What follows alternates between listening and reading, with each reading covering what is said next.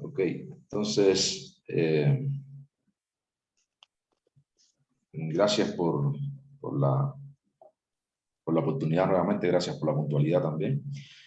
Queremos seguir con el tema que venimos desarrollando, que es una familia bíblica, pero en esta ocasión vamos a hablar de el matrimonio después de la caída o después del pecado. Y para eso vamos a estar mirando Génesis capítulo 3, versículo 1 al 7. Pero lo primero que debemos seguir manteniendo en mente es que justamente vamos a tener como modelo central, vamos a seguir apuntando al diseño original del matrimonio, ¿no? Lo que vamos a hacer hoy es justamente encargarnos de específicamente esta parte de cómo quedó estructurado el matrimonio después de la caída. ¿Por qué? Porque, bueno, somos un producto de eso, somos un subproducto de esa caída. Y entonces es necesario que veamos cómo quedó, ¿no? Cómo quedó estructurado el matrimonio luego de este suceso particular. Lo primero que quiero es que vayamos a Génesis capítulo 2, versículo 25, que fue el versículo básicamente que estuvimos analizando la última vez, donde dice, y estaban ambos desnudos, y el hombre y su mujer, y no se avergonzaban. Vimos que la desnudez descrita aquí es algo físico y también en su sentido general también significaba algo de, pues, significaba sinceridad, significaba transparencia en el matrimonio. Ahora, ellos no se avergonzaban, según este versículo también vimos, porque no había pecado. O sea, no había motivo para vergüenza, no había pecado. La palabra desnudo es la palabra hebrea arum, es la palabra hebrea arum, y se traduce aquí en este versículo exactamente así, como desnudo. Pero esta palabra también tiene un negativo, un significado negativo, y es, es astuto, ¿no? Y es la que se traduce justamente en el versículo siguiente, en el capítulo 3, versículo 1, donde dice, y la serpiente era más astuta. Ahí la palabra para astuta, que de hecho es un masculino, no se debe traducir en femenino, sino en masculino. Es astuto. Ahí está la palabra arum. El detalle aquí es que debido a que esta palabra en su raíz hebrea tiene estos dos significados, uno positivo y uno negativo, desnudo y astuto, surge una interpretación errónea que dice que el pecado de Adán y Eva, o de Eva en particular, no fue comer del fruto prohibido. Y fíjate cuál es el razonamiento. Dicen ellos, no fue comer del fruto prohibido, sino que fue haber tenido relaciones íntimas, relaciones sexuales con Satanás. Dicen que ambos estaban arum, o sea, ambos estaban desnudos en el huerto, y entonces pues la tentación fue justamente haberse acostado o haber tenido una infidelidad, digámoslo así, y ese fue el pecado. Pero obviamente esta es una conclusión que no parte del texto. Estos son personas que simplemente pues de su imaginación pues hacen este tipo de conclusiones, pero tú no concluyes eso del texto, porque el texto te dice que antes de este evento no había pecado. Y el texto además después te dice que la razón exacta por la que el pecado entró en el mundo fue comer del fruto, no que Adán y Eva tuvieran relaciones sexuales. O sea, es innecesario hacer esa interpretación sexual porque obviamente el texto te dice que Arum se puede traducir como desnudo, capítulo 2, versículo 25, o como astuto, en el capítulo 3, versículo 1. Ahora, ¿por qué se hacen este tipo de interpretaciones erradas de las escrituras? Y parto de aquí. Tomé este ejemplo porque quiero llevarlo a través de lo que sucede en este capítulo, pero tomando esto como base, o no como base, sino como ejemplo, digámoslo así. La base va a ser el mismo texto, pero Voy a tomar esto como ejemplo porque en algún momento yo tuve la oportunidad de participar en una reunión donde este tema salió a la luz, o sea, donde este tema se expuso, donde se dijo que, bueno, el pecado no era ese, sino que había sido el sexo. Entonces, ahí tuvimos que entrar en unas ciertas cuestiones interpretativas para poder un poco entender lo que el texto está diciendo. O sea, no había necesidad de llegar a ese extremo cuando el texto mismo te está diciendo lo que está pasando.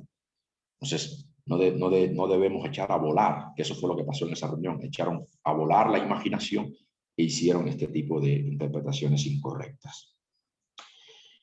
¿Por qué se hacen estas interpretaciones tan erradas del texto? Bueno, porque lamentablemente muchos creen que pueden interpretar la Biblia como bien les parece. Esta es la esencia del error, de muchos de los errores que nosotros vemos hoy en día. Es que las personas se acercan a la Biblia pensando que pueden interpretarla como bien les parece. No respetan las reglas propias de la interpretación bíblica, la hermenéutica, para hacer exégesis. Y entonces hacen este tipo de interpretaciones bizarras de las Escrituras. Pero esto también nos ayuda a entender algo que creo yo es muy importante, y es que esta es la razón del relato, en el relato bíblico, esta es la razón por la que el pecado puede entrar al mundo. Fíjate bien, Dios le dio una orden muy clara al hombre, lo que hemos leído este relato, ¿no es cierto? Lo vamos a ver. No comas del árbol de la ciencia del bien y del mal, porque el día que de él comieres, ciertamente morirás. Ahora, pero Satanás vino y contradijo lo que Dios dijo, ¿no es cierto?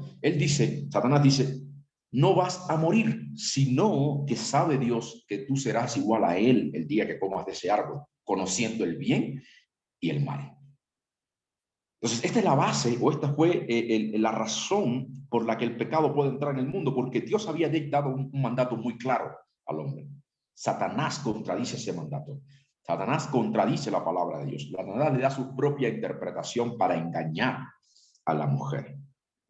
Y desde entonces, este ha sido el problema. El mundo rechaza la palabra, la autoridad de la palabra de Dios, y los cristianos hemos contribuido a ese rechazo, dado que entre nosotros mismos muchas veces no nos ponemos de acuerdo en lo que la Biblia dice. Muchas veces nos contradecimos los unos a los otros en lo que la Biblia dice, y luego nos preguntamos por qué hay tantas religiones y sectas en el mundo, que muchas de ellas dicen tener la Biblia como autoridad. Y es porque nosotros mismos nos estamos acercando a la Biblia no para ver qué es lo que Dios dejó revelado en las Escrituras, sino que para sacar nuestras propias conclusiones de las Escrituras. Y eso hace que nos dividamos entre nosotros mismos. Y el ataque fundamental aquí es el hecho de que Dios dejó un mensaje, pero hemos sido a veces hasta, lamentablemente, instrumento de Satanás, tratando de cambiar lo que claramente las Escrituras enseñan. Hay puntos aquí y allá que pueden ser un poco más complejos de entender, incluso Pedro lo dice acerca de los escritos de Pablo, y se necesita un poco más de esfuerzo y un poco más de rogar y suplicar a Dios que nos ayude a entender, pero en su mayoría lo que corresponde a la salvación, lo que corresponde a los mandatos que hacen posible que un hombre viva conforme a la voluntad de Dios, está bastante claro. Y este es un ejemplo de ello. Dios dice, no comas porque morirás. Satanás viene y dice, no, come, no hay problema. O sea, Dios te dijo eso, pero no, Dios, olvídate de eso. En realidad lo que él quiso decir fue esta otra cosa. Él sabe que si él te dijo no comas, porque él sabe que si tú comes serás igual a él. Entonces, este tipo de cosas es lo que sucede hasta el día de hoy. Y es la razón por la que el pecado entra y afecta y afectó al mundo entero. Ahora, pasemos al texto que nos ocupa y vamos a leer los versículos 1 al 3 de Génesis 3.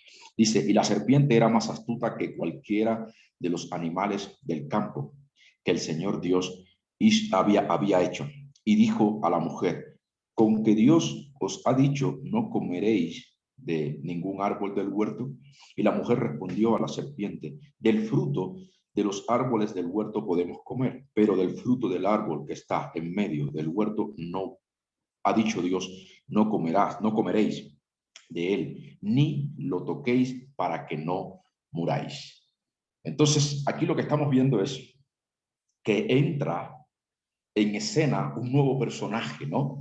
Al que la Biblia llama en el versículo 1 la serpiente o el serpiente, como según también se puede traducir desde el original, tanto la serpiente como el serpiente. Y aquí la pregunta está, ¿es una serpiente literalmente? ¿Es literalmente una serpiente? ¿Es un animal? O sea, algunos creen que sí. Y esa también es una posición posible y respetable. Algunos creen que Satanás utiliza un animal. Dios le permite utilizar un animal para hacer esto. Pero en mi opinión, creo que partiendo del original también podemos entender esto de otra manera. No necesariamente un animal, sino una característica. Pero para responder la pregunta si es literalmente una serpiente, yo creo que la evidencia misma del versículo apunta a que no. En mi opinión personal, creo que respeto la otra posición porque pueden ser posibles ambas dos, pero yo me decanto más por esta. Yo creo que apunta a que no es una serpiente original, literalmente. Fíjate que se nos dice que la serpiente habla, la serpiente razona, la serpiente entiende conceptos lógicos y ordenados propios del lenguaje, ¿no? Además, la serpiente dice es inteligente, es astuta o es astuto. Hay una inteligencia propia, lo cual me dice que esto tiene características personales, no de propias de un animal ni nada por el estilo, sino más bien de una persona. Sabemos que cuando hablamos de persona tiene que ver mucho con lo que pues, razona, piensa, toma decisiones, tiene voluntad, emociones, etcétera. Piensa de manera lógica. Y en ese sentido, Dios nos hizo su imagen, el hombre es el que tiene esa capacidad y también los ángeles que tienen esa capacidad comunicativa, de razonamiento, de lógica, etcétera, etcétera. Ahora, creo que esto tiene características personales. Además, me baso también para llegar a esta conclusión a dos pasajes específicamente de las Escrituras que nos describen, me parece a mí muy bien, qué personaje era a ver, que es más una característica para Satanás que un animal, literalmente hablando. Por ejemplo, vamos a Apocalipsis capítulo 20, versículo 2. Apocalipsis capítulo 20, versículo 2.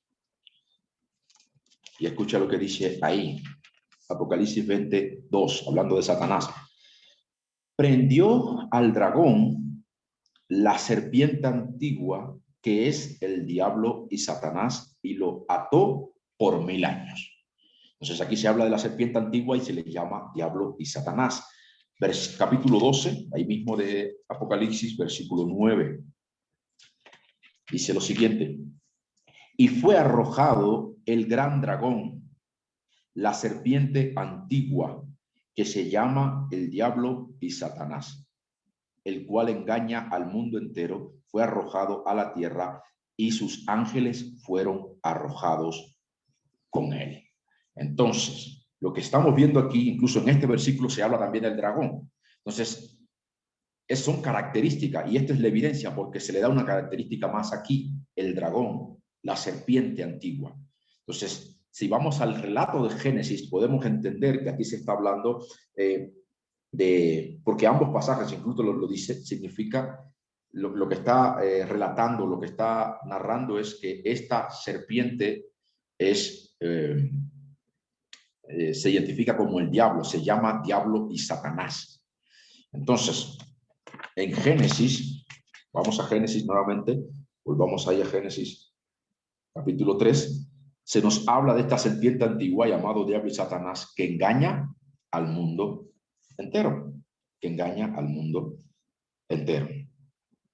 Y en Apocalipsis capítulo 12, versículo 9, que acabamos de leer, dice que esa serpiente que engaña al mundo entero fue arrojada en algún momento o será arrojada, dependiendo de la lectura que hagamos y de la posición escatológica que tengamos, será arrojada o fue arrojada del cielo junto con sus aliados, Esto es ángeles que se aliaron, demonios ahora, que se aliaron con Satanás en esa rebelión en contra de Dios. Entonces, sus ángeles tienen que ver con esa alianza, ¿no?, que hicieron con Satanás para hacer esa guerra en contra de Dios. Y este detalle es muy importante debido a que nos va a ayudar a entender más adelante la caída. ¿Por qué? Porque ¿qué hace Adán y Eva? Se alían también con Satanás. Pero lo vamos a ver más adelante. Ahora, Génesis capítulo 3, versículo 1 dice que la serpiente era más astuta que todos los animales que Dios creó, los animales del campo que Dios creó. Esta palabra animal también se puede traducir como seres vivos. La palabra en el original se puede traducir como animales o como seres vivos. De hecho, ayer estaba haciendo un estudio al respecto de ciertas cuestiones hebreas, lenguaje hebreo y griego, que fueron los lenguajes en que se tradujeron la Biblia mayormente. También sabemos que el arameo. Y el autor decía, este fue el lenguaje que Dios providencialmente utilizó para revelarnos su palabra. ¿Por qué? Porque es un lenguaje muy colorido, porque es un lenguaje muy rico, aunque ya está estático, no ha evolucionado de por sí. Estoy hablando del antiguo, en el caso del griego el koinés y en el caso del hebreo, pues el hebreo antiguo. Dice, este es un idioma muy colorido, muy rico en significado. Por eso es que Dios lo escoge para revelar su palabra. Y aquí lo vamos a ir viendo. Por ejemplo, esta misma palabra, tú puedes traducirla como animal, pero también se puede traducir como seres vivos. Y para efecto de este estudio, la idea sería más o menos esta. La serpiente era más astuto o más astuta que todos los seres vivos que Dios creó. Y en este caso incluyendo a Adán y a Eva, porque ellos fueron engañados, o ella fue engañado por él. Entonces, la serpiente era más astuta que todos los seres vivos que Dios había creado. Y aquí podemos incluir incluso a Satanás, a Adán y a Eva. Entonces, si Satanás quisiera, esto como una aplicación, si Satanás quisiera hacernos daño a nosotros y Dios se le diera el permiso, tenlo por seguro, mi hermano, que no tendríamos ninguna oportunidad en contra de él. No tendríamos ninguna oportunidad. Tenemos algunos ejemplos. Tenemos al rey David, quien fue tentado por Satanás y cayó. Tenemos, por ejemplo, a Job, que fue tocado por Satanás, fue sacudido por Satanás. Claro, Dios le dio permiso. Tenemos a Pedro, por ejemplo, que fue tentado por Satanás y negó 3 veces a Jesús. Tenemos a Judas Iscariote, que fue tentado también igual por Satanás. Poseyó Satanás a Judas, ¿no es cierto? Entró en él, dice en la última cena, y fue y entregó al Señor y luego se suicidó. Tenemos aquí el ejemplo de Adán y Eva, que sencillamente pues también fueron engañados por Satanás. Así que yo creo que no es necesario perder el tiempo atando y desatando a Satanás, como muchas veces solemos escuchar y que es a veces muy popular en los círculos cristianos, porque a la final, si en realidad Dios le da permiso, por mucho que el cristiano quiera atarlo o desatarlo, no va a poder, porque si Dios le da permiso es porque tiene un propósito mucho más grande en nuestras vidas, al menos en los cristianos, que todo ayuda para bien. Y si Dios no le da permiso, no va a poder hacer nada. Entonces, yo creo que es una pérdida de tiempo estar atando y desatando a Satanás cuando en realidad él no puede hacer nada a menos que Dios le dé permiso. Y si Dios le da permiso, entonces nosotros, por mucho que atemos y desatemos, no vamos a lograr nada. Es como, por ejemplo, que Job, luego de haberle dado permiso a Satanás para que tocara todo lo que él tenía, entonces se pusiera a decir, no, yo ato a Satanás, desato a Satanás, lo piso y hago esto y lo otro. Si Satanás pudiera haber tenido un diálogo con Job, si él hubiera hecho esto, ¿qué le hubiese dicho? Bueno, pues empezando, el que me dio permiso para hacer esto fue Dios. ¿Entiendes? Entonces, es una pérdida de tiempo y además es estresante pensar que yo tengo que estar atando a Satanás cada 5 o 6 minutos o cada vez que hay un culto o cada vez que me pasa algo malo. Como si Satanás fuera el centro del universo, como si Satanás fuera un ente independiente, libre, que pueda hacer lo que bien le parece.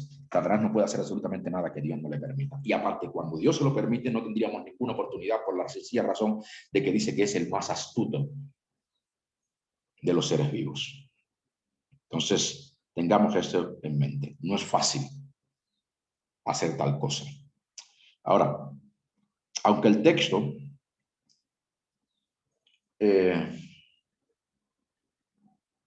no da mucho detalle o no es muy abundante en los detalles que da, sin embargo, puede enseñarnos mucho acerca de lo que aquí está pasando. Fíjate que Satanás no era un desconocido para Adán y Eva. Satanás no era un personaje desconocido para Adán y Eva. Esto queda evidenciado porque ellos escuchan con atención, sabiendo incluso que esta propuesta que Satanás está haciendo va en contra de Dios. Sabemos que aquí no hay pecado todavía. Aquí no hay pecado todavía. Entonces, Satanás viene con esta propuesta engañosa y ellos evidentemente debían conocer quién era este personaje. Otra parte de la Biblia nos habla nos da a entender nos da muchos detalles acerca de Satanás, ¿no? Antes de la caída. Pero es evidente que ellos conocían, ellos entendían quién era este personaje, por eso le prestan oído e incluso tienen tal confianza en él que deciden ir en contra de Dios, a pesar de que la orden estaba muy clara. La única explicación razonable para tal confianza es que justamente Satanás, antes de su rebelión, era un ángel cercano a Dios. Quizás un querubín o un serafín. ¿Por qué? Porque la Biblia nos enseña o nos habla del orden jerárquico. La Biblia sí nos habla de un orden jerárquico en el mundo espiritual. Nos habla de querubines, de serafines, de ángeles, arcángeles, al menos hay otras descripciones como seres vivientes y cosas así. Pero nos habla de querubines, serafines, ángeles y arcángeles. Y en el mundo de las tinieblas también se ve esa jerarquía, Satanás como el máximo y ahí demonios, principados, potestades, etcétera, etcétera, etcétera.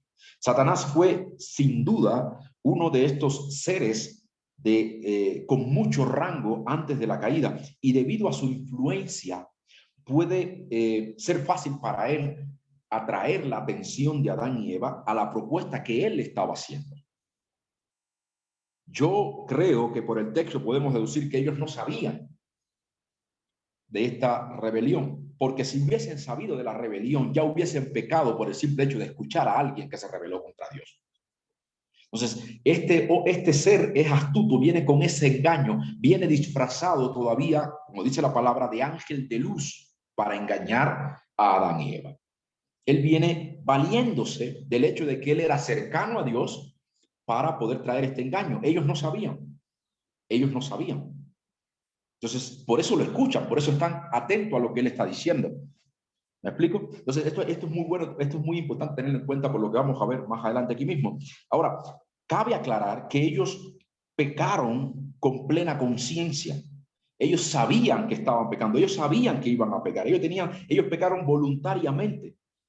Sin embargo, cabe también reconocer que el ataque del diablo tendría un efecto como mucho más certero debido a que ellos creían que este ser era un ser cercano a Dios, que tenía credibilidad en lo que decía. Entonces, el ataque iba a ser, podía volverse complejo de detectar. Pero sin embargo, ellos fueron responsables por su pecado, porque ellos tenían un mandato muy claro: no comas.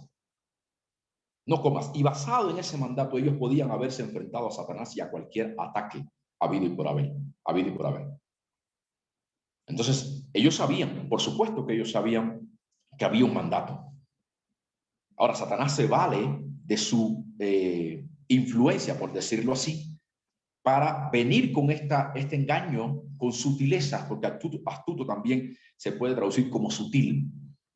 Entonces, aquí había necesidad de un conocimiento y un discernimiento profundo por parte de Adán y Eva, pero partiendo de un mensaje claro. Lo que había revelado hasta este momento era, Dios había dicho, no comas. Una frase muy simple, no comas.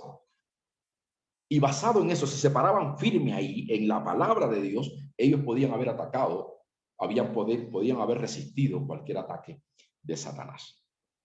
Ahora, el próximo paso que da serpiente es que lanzar una pregunta. Fíjate, una pregunta. De hecho, no es casualidad que cuando tú vas al ministerio de Jesús, te encuentras esto muchas veces. Preguntas.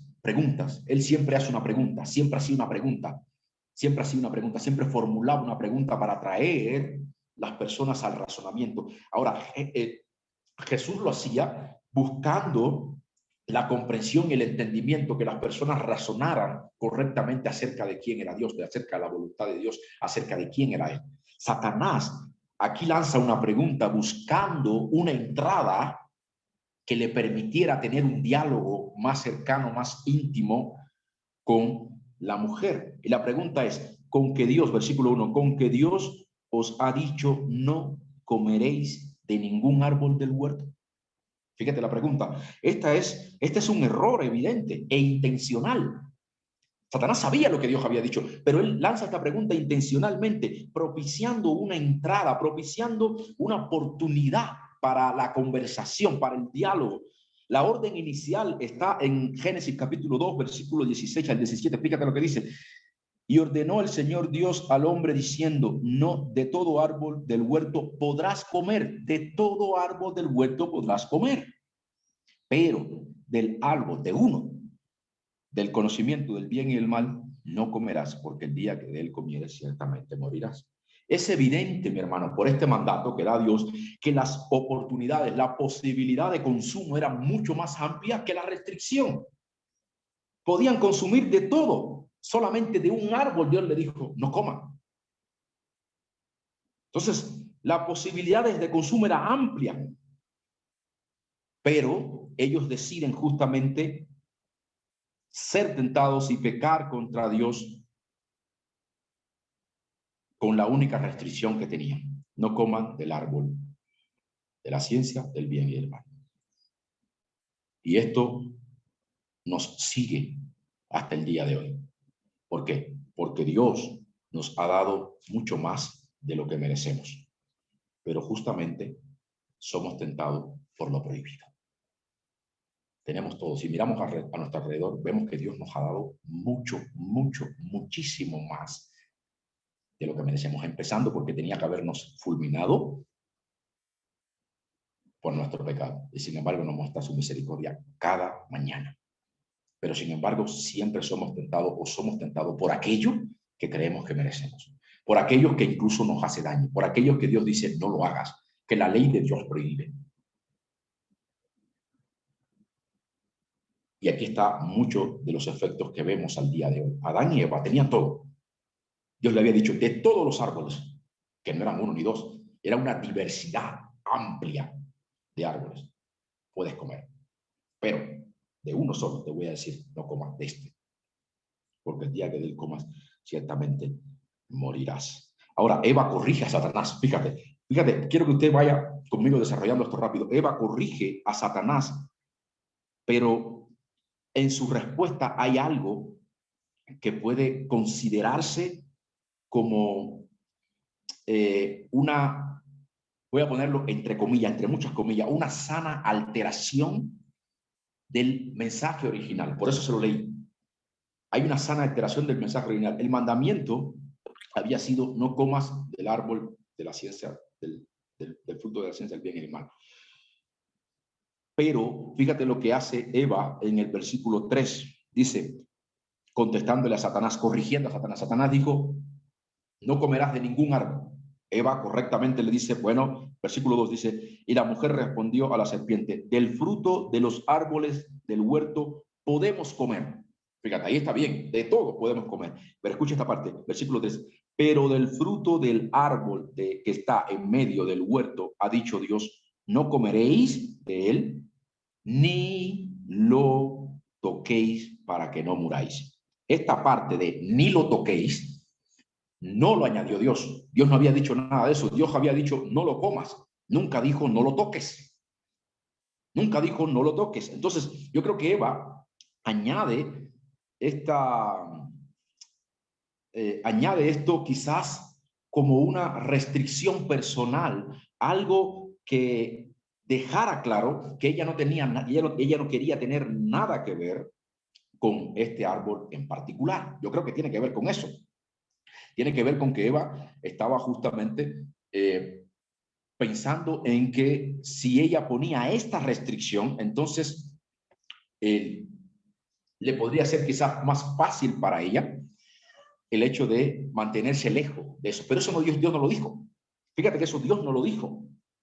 Entonces, esta restricción es una añadidura innecesaria, aunque quizás con una previa buena intención, sin embargo, muy peligroso. Muy, muy peligroso.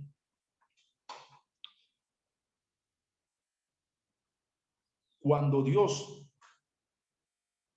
prohíbe que se coma de este árbol, no da esta restricción precisamente porque no quiere que lo toquen. De hecho, no había pecado. ¿Qué razón tendría Dios para decir no lo toques? Si no había pecado. Ellos podían tocar el árbol, no había ningún problema. Dios no le dijo, no, Dios no le dijo no lo toques, Dios le dijo no lo comas. ¿Se da cuenta? Entonces, para mantenerlo lejos, pero mantenerse lejos, quizás Eva dijo, no, ni lo toques, ¿no? Como muchas veces hacemos nosotros exagerando un poco el punto, no, ni lo toco, ni lo voy a tocar. Entonces, es como si yo dijera, por ejemplo, Dios prohíbe el asesinato en su ley, ¿no es cierto? Prohíbe el asesinato. Entonces, yo a partir de ahora no voy a tocar ni un cuchillo. Tú dices, bueno, pues la idea quizás estaría muy buena, porque te quieres restringir. No quieres tener nada que ver con algo que te pueda llevar a asesinar, pero resulta que la idea de fondo estaría incorrecta. ¿Por qué? Porque el cuchillo no tiene solamente el propósito de matar gente. El cuchillo se puede utilizar para muchas otras cosas muy buenas entre sí, ¿no es cierto? Entonces, esa sería una exageración innecesaria. Y fíjate que esto pasa mucho en las sectas y religiones extremistas por lo general. ¿Por qué? Porque la Biblia dice, no te embriagues con vino, ¿no? ¿Qué dicen estas religiones y sectas? Ni siquiera lo pruebes. Prohíben el probar ni siquiera el vino. La Biblia, por ejemplo, dice, la mujer debe vestirse con decoro. ¿Y qué dicen estas sectas? Pues la mujer no debe usar pantalón, sino que debe usar falda y preferentemente hasta los tobillos. Y de ahí siguen, no pueden usar aretes, no pueden usar pintura de uña, no pueden usar pintura labial, no pueden usar maquillaje.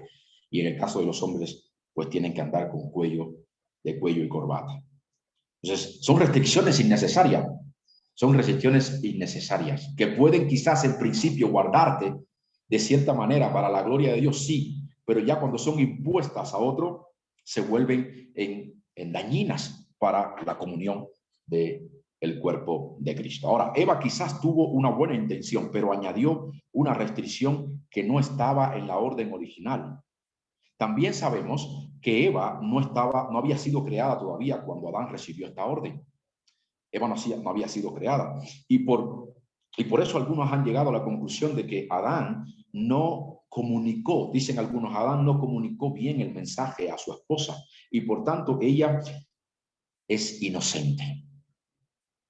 Algunos han dicho esto, han llegado, de hecho mujeres por lo general, han llegado a pensar de que Adán no comunicó bien, pero este razonamiento, esta idea, tiene un error importante y es el siguiente. Sería imposible que Adán comunicara algo erróneo a la mujer. ¿Por qué? Eso sería contradictorio, porque implicaría que el pecado estaba incluso antes de la caída. Porque si Adán comunica un error es pecado. Entonces ya no tendríamos pecado después de la caída, sino antes de la caída. Eso sería imposible. Adán sí comunicó bien el mensaje a su mujer. Pero lo importante aquí es saber esto. Satanás, a partir de aquí, sabía que iba por buen camino para lograr lo que se propuso. ¿Por qué? Porque siempre que alguien modifique la palabra de Dios, aunque sea con buenas intenciones, le estará dando ventaja al enemigo. Satanás sabe que va por buen camino. Fíjate la respuesta de Satanás. La respuesta de Satanás revela su verdadera intención. Versículo 4 al 5. Dice, y la serpiente dijo a la mujer, ciertamente no moriréis, pues Dios sabe que el día que de él comáis, serán abiertos vuestros ojos y seréis como Dios, conociendo el bien y el mal. Su objetivo principal era atacar la veracidad de la palabra de Dios. Ese era su objetivo principal. Y esto afirma lo que yo dije anteriormente. Satanás era un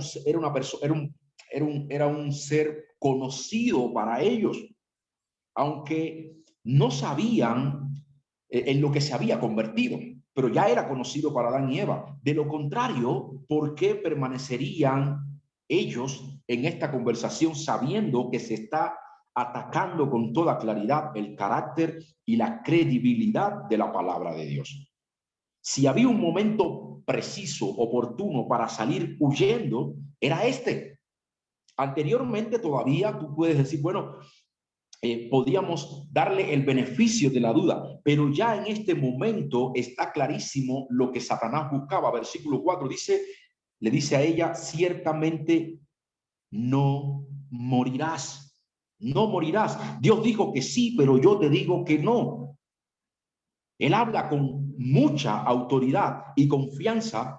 ¿Para qué? Para sembrar la duda. Dios te dijo que sí, yo te digo que no. Ya aquí ellos debían saber, porque Dios había dicho, sí morirás si comes.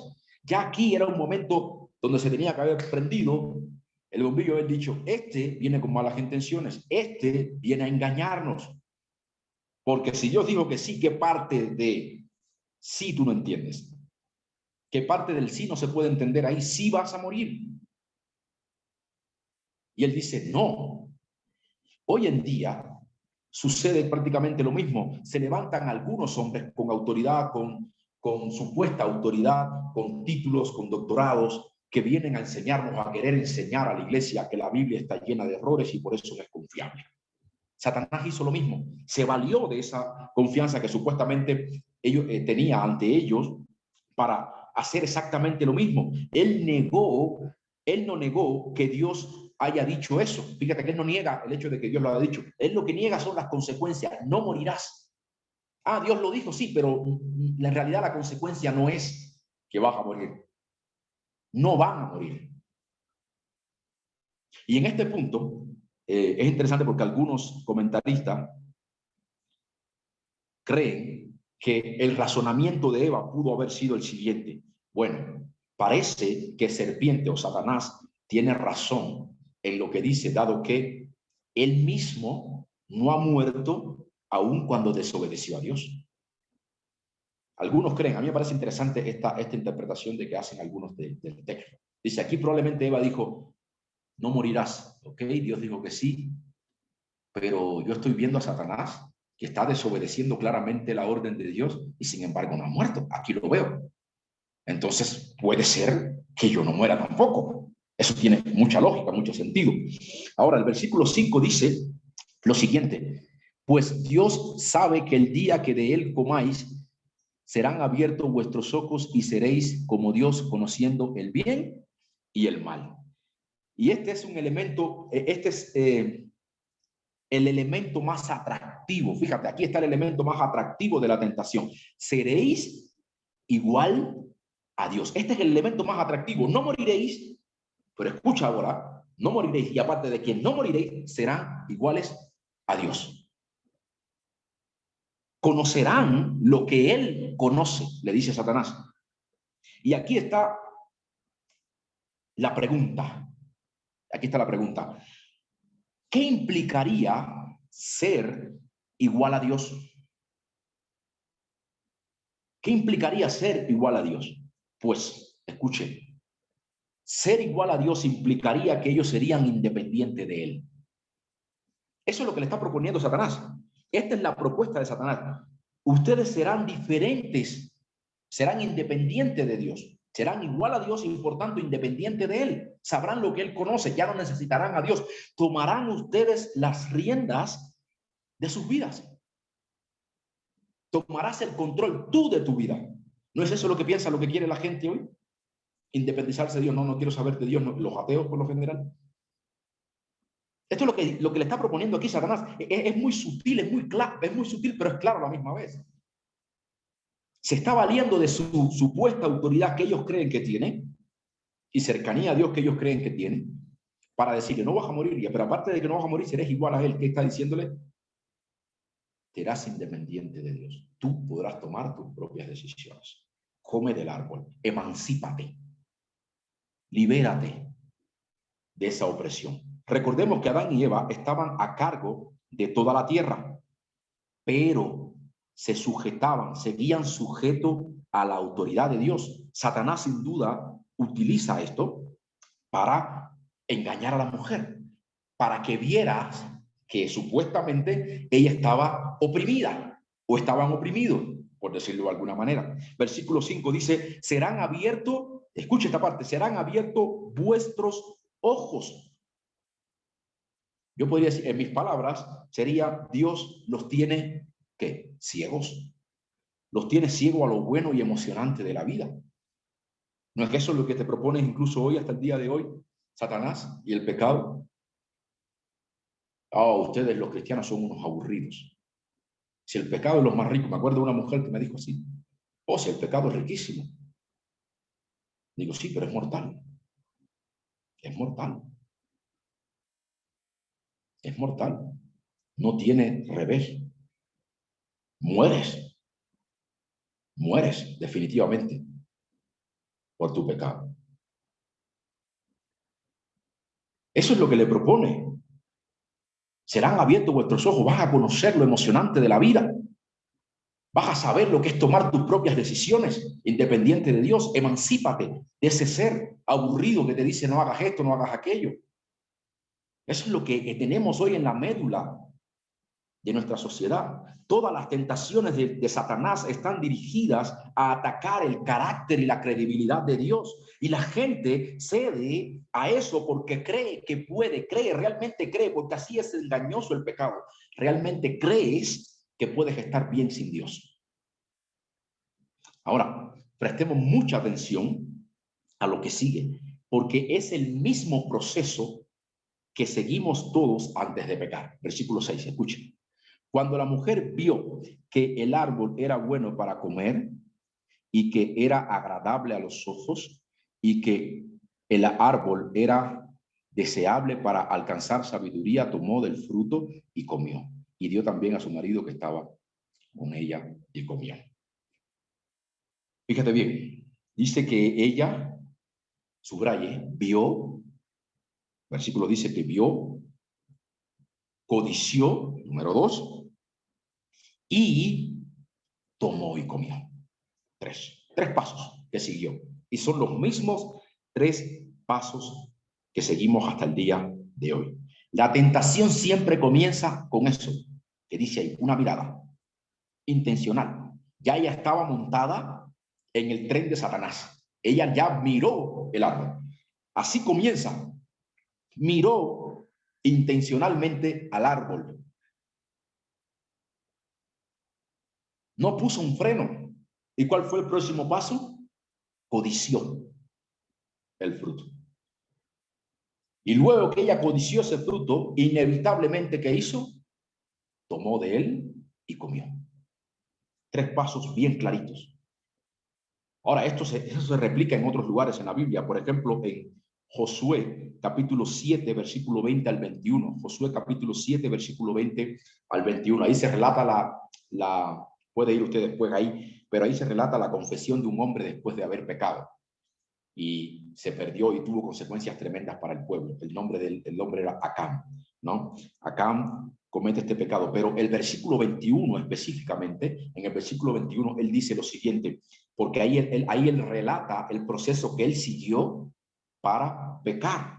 Y en el versículo 21 él dice, yo vi el manto que Dios había dicho, no tomen nada de Jericó. Y él, desobedeciendo a Dios, lo tomó. Pero dice que él vio el manto, luego lo codició al manto y luego inevitablemente tomó el manto. Es el mismo proceso que siguió Eva.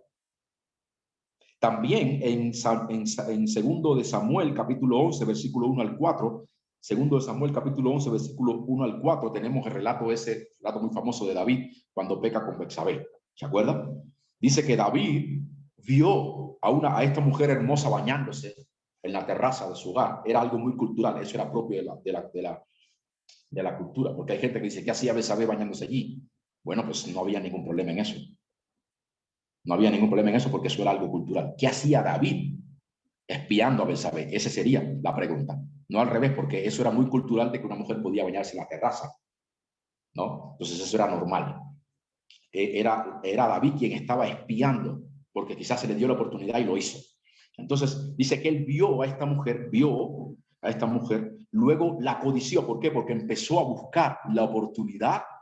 La mandó a preguntar por ella, mandó a averiguar por ella, ya la estaba codiciando en su corazón. Y luego en el versículo 4 dice que David toma a esta mujer y la toma incluso sabiendo que era la esposa de uno de sus más fieles soldados y amigos. Ese es el proceso. Ese es el proceso que sigue todo pecador. Incluso yo he escuchado muchas veces y he presenciado también algunos hombres que han caído en adulterio. Han caído en adulterio. Y ellos han dicho, bueno, es que lo que pasó fue que esto no fue planeado, mi hermano. He escuchado que dicen, esto no fue planeado, esto simplemente pues sucedió, se fueron dando las cosas y yo estaba en mis cosas, en mis detalles. Me sentí un poco mal y entonces sucedió. Bueno, eso no es verdad. Sabemos que la Biblia dice que estamos viendo aquí que eso no es así. Eso no es verdad. El adulterio no es un mosco que tú vas caminando por la calle y de momento se te mete en el ojo. Y tú dices, un mosco se metió en el ojo. De momento, no, eso no es así. El adulterio y cualquier otro pecado semejante a este está precedido por todo un cúmulo de cálculos y maquinaciones que llevan al pecador a consumar su pecado. Mira, codicia y luego estructura todo para, si se le da la oportunidad, tomar eso que está codiciando. Es así.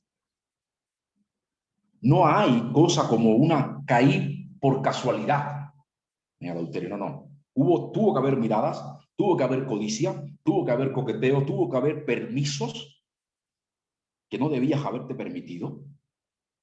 Tuvo que haber todo eso, todo ese cúmulo de cosas para luego consumar tu pecado, si te da la oportunidad. Entonces, no vengamos con que, porque la Biblia en este caso pues revela claramente que es así, ¿no? Que cómo funciona el adulterio. Ahora, regresemos a Génesis capítulo, o cualquier pecado también. Regresemos a Génesis capítulo 3, versículos 6 al 7. Fíjate bien, ante la duda ya sembrada por Satanás, el árbol pasa de ser prohibido a ser codiciable. ¿Se da cuenta? Eso es lo que hace el engaño del pecado. Pasa de ser prohibido a ser codiciable para la mujer. Nos dice que el fruto era bueno, ya no era malo, sino que ya era bueno, agradable, deseable para alcanzar sabiduría. Y la pregunta es, ¿qué tipo de sabiduría puede alcanzar un hombre sin Dios? A ver. ¿Qué tipo de sabiduría puede alcanzar un hombre sin Dios? Evidentemente, la sabiduría que no proviene de la Biblia. Es la sabiduría del mundo. Satanás le dijo, sí vas a alcanzar sabiduría, pero lo que no le había dicho es, la sabiduría que vas a alcanzar es mía, de Satanás, del diablo, no de Dios. Porque ninguna sabiduría independiente de Dios es la sabiduría correcta. Esa es diabólica, esa es mundana. Ninguna que se nos ocurra a nosotros. De hecho, la palabra de Dios en Santiago capítulo 3, versículo 13 al 17, claramente dice que hay sabiduría de Dios y hay sabiduría del mundo. Hay sabiduría de Dios y hay sabiduría del diablo. La sabiduría de Dios es la que parte de las escrituras en obediencia a él. La sabiduría del diablo es todo lo contrario a Dios. Y en muchos matrimonios, la sabiduría que impera es la sabiduría del mundo, no la de Dios. Y por eso es la razón, por eso esa es una de las razones principales y la razón principal por la que hay este desastre, este fracaso constante en los matrimonios, divorciándose y algunos que no se divorcian, que viven un infierno al interno de sus matrimonios. ¿Por qué? Porque la sabiduría que están aplicando es la sabiduría del mundo. La sabiduría del mundo. Ahora, ¿dónde estaba Satanás? Digo, perdón, ¿dónde estaba? Perdón, Satanás estaba ahí. ¿Dónde estaba Adán? ¿Dónde estaba Adán? Algunos han sugerido que Adán estaba en las labores del campo, ¿no? Ahí estaba él haciendo sus cosas en el campo y él pensaba que su mujer estaba en la casa, haciendo las labores que le tocaba hacer. Y entonces, pues, de momento ella se apareció allí en el campo donde estaba trabajando y le dijo, mira, mi amorcito, muy ecuatoriana, ¿no? Mi amorcito, te traigo una frutita muy buena, muy rica, mira. Y él dijo, ah, qué bien, qué bueno, mija, ¿no? Qué bueno, qué chévere. Tenía mucha hambre. Y que dijo, ahí está. Satanás dijo, bueno, qué chévere, comió del fruto y luego Eva le dijo, ¿sabes qué? Ese es el fruto prohibido. Y él dijo, ¿cómo? Eso es lo que mucha gente piensa. Él no sabía. Entonces Satanás es una víctima de su mujer. Digamos, perdón, Adán es una víctima de su mujer. Adán es una víctima de su mujer, dicen algunos, pero eso no es así. Eso no es correcto. De hecho, en el versículo 6 final hay una palabra que algunas versiones, como la NBI y la Reina Valera, no traducen, pero que sin embargo es fundamental para entender este pasaje. La palabra es la preposición hebrea im, la preposición hebrea im, y se traduce de junto a o al lado de. En otras traducciones como la mía, por ejemplo, lo que dice es Génesis capítulo 6, al final dice, y dio también a su marido que estaba con ella y él comió. Entonces, ¿dónde estaba Adán? Pues junto a su esposa. Él estaba allí, presenciando todo lo que estaba pasando. Ellos eran una sola carne. Por tanto, ella jamás tomaría una decisión independiente de su esposo. Jamás. Si ella decidía comer del fruto prohibido a escondidas de Satanás, hubiéramos tenido pecado antes de la caída. Cosa que sería imposible. Eso contradice o contradeciría el texto bíblico. No podía, las personas que piensan que Eva tomó la decisión independientemente a su esposo, sería incorrecto porque ya tendríamos un problema, porque ellos fueron llamados a ser una sola carne, a una sola carne en el sentido de tomar las decisiones más importantes, e incluso sabiendo que iban a afectar a toda su generación. Entonces, ella no podía estar aquí haciendo algo a escondida del hombre porque ya eso hubiese sido pecado. Y el pecado no fue que ella se escondió de él, sino que ella comió, desobedeció a Dios y él estaba allí presente. El punto aquí importante es Adán como un responsable de su hogar, como la cabeza de su hogar, debió hacer todo lo posible para alejar a este intruso. Eso es lo que tenía que haber hecho él. haber hecho lo que sea. Su llamado fue a proteger, a cuidar a esa mujer, proteger su hogar. La estructura con la que Dios lo creó a él, la forma en la que Dios lo creó a él, lo creó para ese rol de cuidar y proteger a su familia. Pero lamentablemente, algunos hombres en sus matrimonios son así, pasivos, muy pasivos, negligentes en lo que deben hacer, en lo que Dios le llamó a hacer. Por esa razón, las mujeres se sienten tentadas constantemente a tomar las decisiones importantes. ¿Por qué? Porque tienen ahí al lado, permítame decirlo con mucho respeto, pero con sinceridad, a un bueno para nada.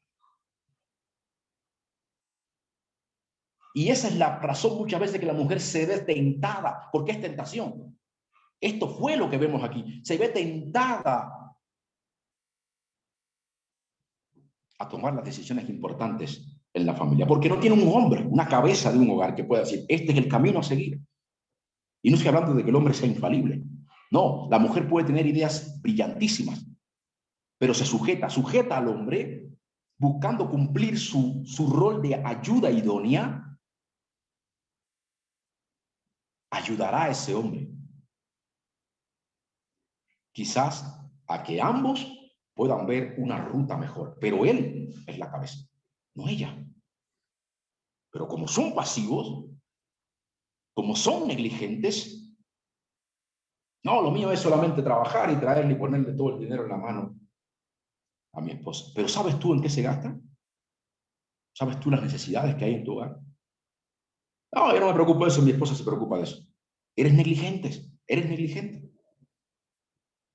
Porque tú estás llamado a gobernar, igual que ella, pero desde roles diferentes. Tú estás llamado a ser la cabeza, ya lo vimos en el diseño original. Eva fue la que dio el primer paso. Eva fue la que dio el primer paso. Pero Adán, como cabeza de su hogar, fue el responsable absoluto. No absoluto, pero sí el responsable principal. El mayor responsable de que todo este desastre se diera. Un hombre que no fue capaz de ejercer su rol como era debido. Repito, el hombre no es infalible, el hombre se puede equivocar. Pero un hombre que dirige, que busca con conciencia limpia dirigir su hogar en correspondencia con la palabra de Dios, que tiene una mujer al lado que está haciendo su función de ayuda idónea en cuanto a sugerencias, en cuanto a unir ideas.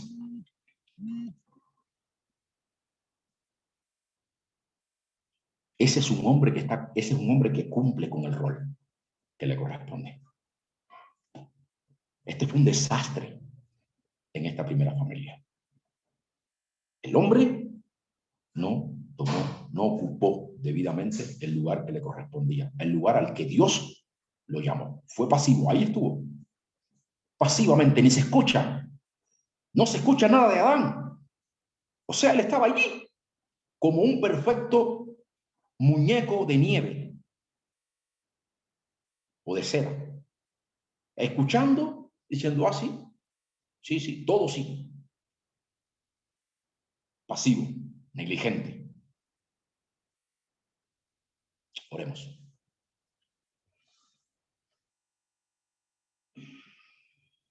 Padre, nuevamente, Señor, te agradecemos por este tiempo que nos has permitido, Señor. Gracias por la vida de cada una de mis hermanas, hermanos que nos pudimos dar cita en esta mañana, Señor. Gracias porque, como dice tu palabra, tus misericordias son nuevas cada día. Estamos agradecidos por lo que tú continúas haciendo en nosotros. Gracias por lo que tu palabra revela con claridad, Señor. Tenemos los detalles muy claros de cómo debemos glorificar en nuestros matrimonios, que es el tema que nos está ocupando por estos días. Pero aquí tenemos un ejemplo de lo que sucede cuando el hombre decide independizarse de ti, tomar las riendas de su propia vida. El desastre es inevitable. Gracias por instruirnos, Señor. Gracias por enseñarnos. Te pedimos que nos ayudes a aplicar todo esto, Señor, aprendido hoy a nuestros matrimonios. Confiamos, Señor, que tú no defraudarás. Nunca lo has hecho. A nadie que, queriendo aplicar tu palabra, quiera avanzar y quiera ver los resultados de aplicar esa palabra a nuestras vidas. Gracias, en el nombre de Jesús. Amén. Listo, mis queridos hermanos.